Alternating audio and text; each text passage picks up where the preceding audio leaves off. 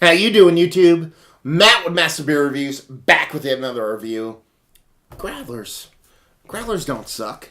This is not a growler of Broken Goblet. This is a growler of a different beer from Hudson Valley Brewing. It is their King Wavy double IPA. Hudson Valley Brewing. First time visit. They just opened weeks ago. They've been brewing for quite a while because we'll get to that in a second, but they've been brewing for a couple weeks, or serving. Let's put it that way. Serving for a couple weeks now. Up in the Hudson Valley, very close to Newburgh Brewing, across the river.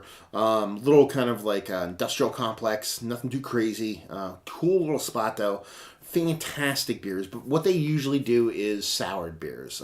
Wouldn't necessarily go like straight up sour, but more like tart, aggressive tart beers. Let's put it that way. But this is their double IPA. I actually reviewed a sour IPA from them previously, just before this, so I figured I'd do the regular IPA next.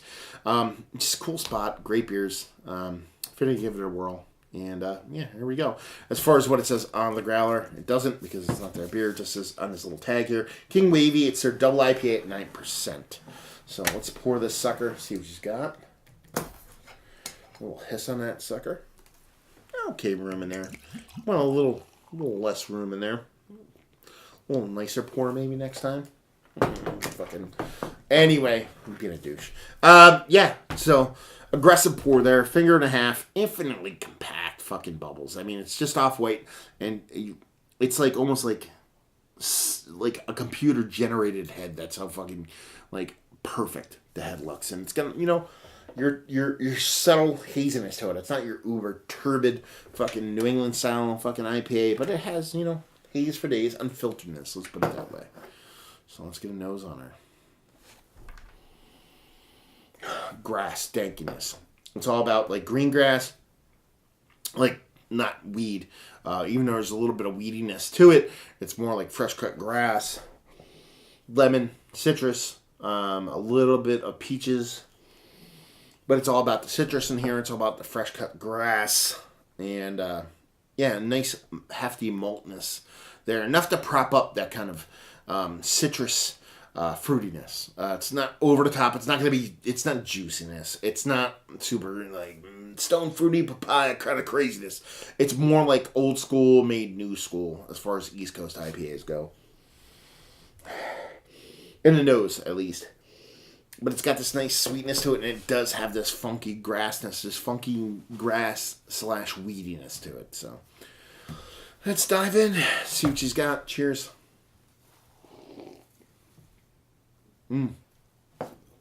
Sweeter. Didn't you think it would be based off the nose? Sweet. Big pop of sweetness there. Candied sweetness.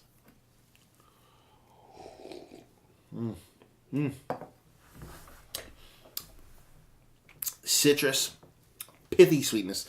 It's not like candied citrus sweetness. It's candied pithy citrus sweetness. Almost like, took all the pithiness, whether it be from a grapefruit or an orange or a lime, and kind of candied that portion of it, that white portion of it, as opposed to the actual fleshiness. Because you're getting that heaping helping of bitterness. I keep getting these grass vibes, these fresh cut grass vibes, not necessarily, like I said, like weed vibes, but more like grassy vibes from it.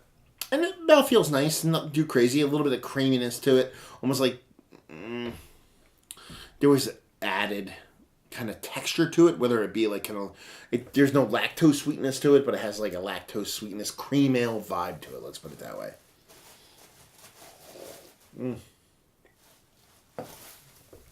Just really, really fucking delicious. That's pretty much it. Just really straight to the point, delicious, kind of like old school meets new school as far as East Coast IPAs go.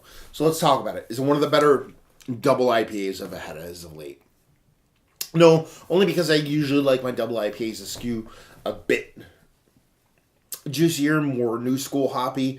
But as far as like, old meeting new, this is definitely up there. I mean, it's that fun of a beer, especially from a newer brewery who doesn't really do shit like this.